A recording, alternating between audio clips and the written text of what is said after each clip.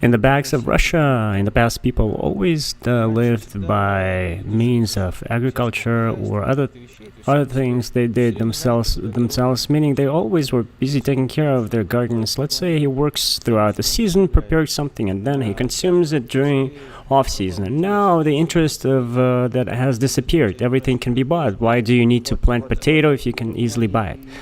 That's exactly how they enslaved Africa for the second time. The first time, it was enslaved by European countries, by Holland, French for Africa, Italian, Spanish. There were different types of English, different types of colonies. Then they allegedly received freedom. Why? To put in a lot of work with them. And today it's not like that. Today they receive shipments of cheap goods, and at the same time their own industry and agriculture falls apart. It is being abandoned, and after they begin to rise prices, thus people have no choice. They end up in famine. That's it. So just like that, very simply, look what they have been done to Africa. It was the richest continent and things were advancing, and now look, poor people within the last 30 years. And that's called freedom. So that's it. That's called nobody enslaves anybody. Everything is okay. The same is in backs of Russia and in Russia in general. They were cultivating everything. Russia was feeding Europe, the whole world prior to revolution. And now what?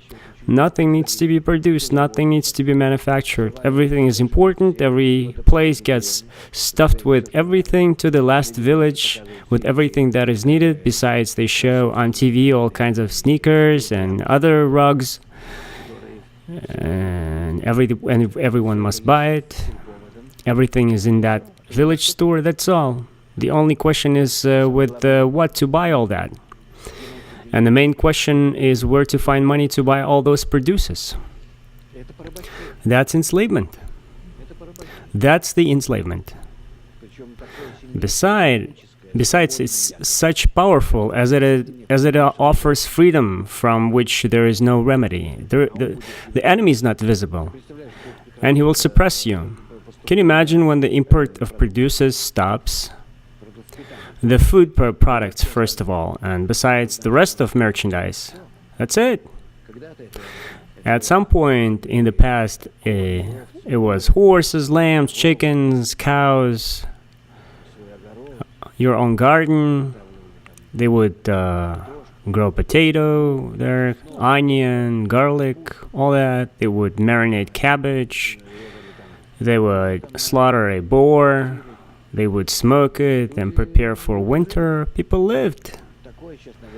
Some of that still remains probably somewhere in Ukraine.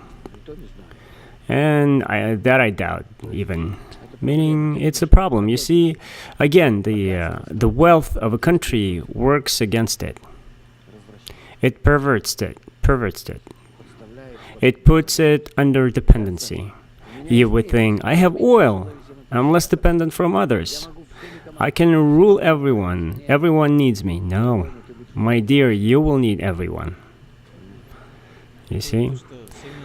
That's what is happening to America. Everyone is afraid of default happening in America because they made everyone dependent on all those sneakers and you say all those products. So if it fails, all economies are going to follow. Yeah.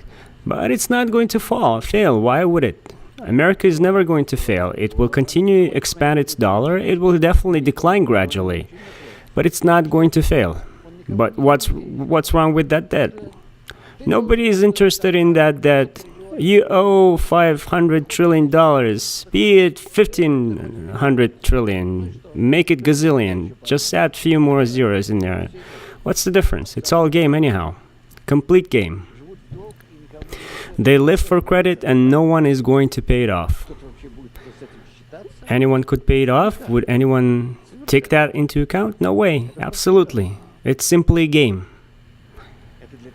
It's for the purpose of, and the government is interested in it, to play with their people, to tell them, fellow citizens, we live on credit. We live on credit. We need to tighten our belts, cut few things here and there. But people can say, why to cut? Just print some more, like $100 billion.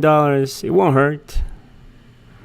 No, how can we? Our debt is going to go up. It's just game, complete game. Nothing is inside, just as the rest of the economy.